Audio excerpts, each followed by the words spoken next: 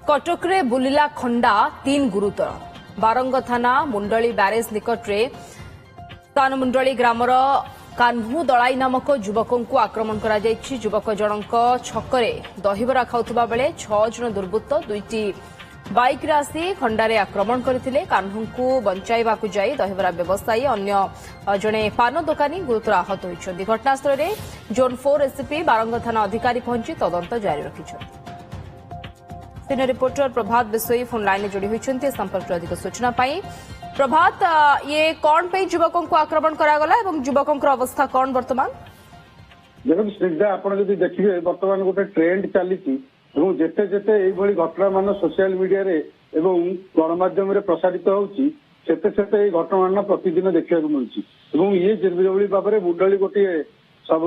जनगहलीपूर्ण अंचल और ब्यारेज छक सब लोक यातायात थाए एवं से समय सकाल पाखापाखि जदि आप देखिए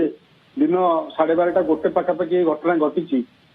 से जगार विभिन्न समय लोक यातायात करती कि से जगार ये घटना घटवा एवं खंडारे युवक को आसी आक्रमण करने दुईटी बाइक रे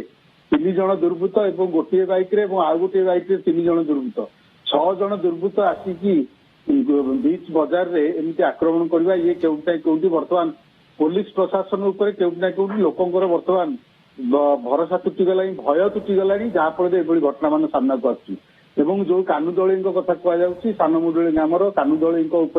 अतर्कित आक्रमण खंडारे होता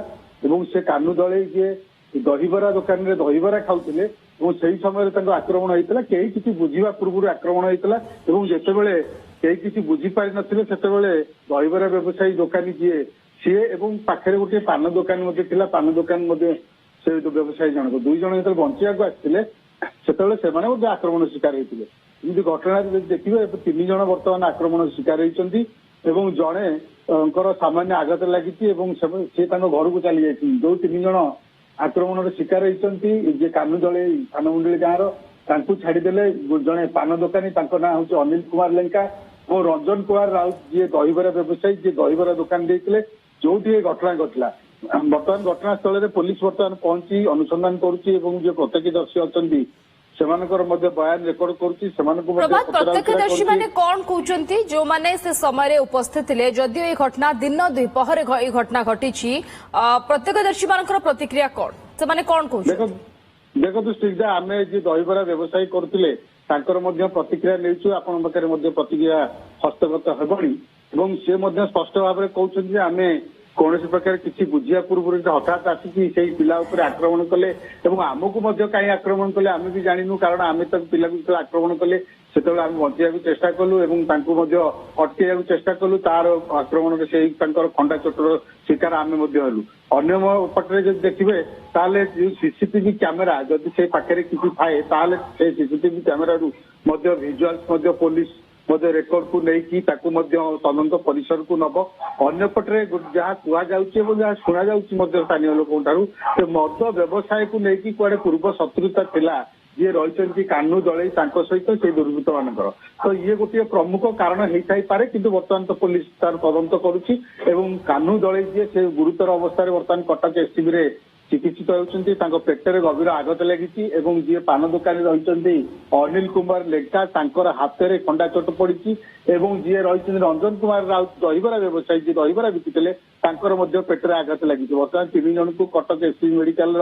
आशु चिकित्सा विभाग में बर्तमान चिकित्सा पुलिस घटनास्थल में पहुंची स्थानीय एसपी कथा कहतु आईआईजी कथा कहतु वरिष्ठ पुलिस अधिकारी मैंने घटनास्थल में पहुंचती प्रकृति में कौन कारण रही कहीं हठात एमती आक्रमण है जहाँ कहती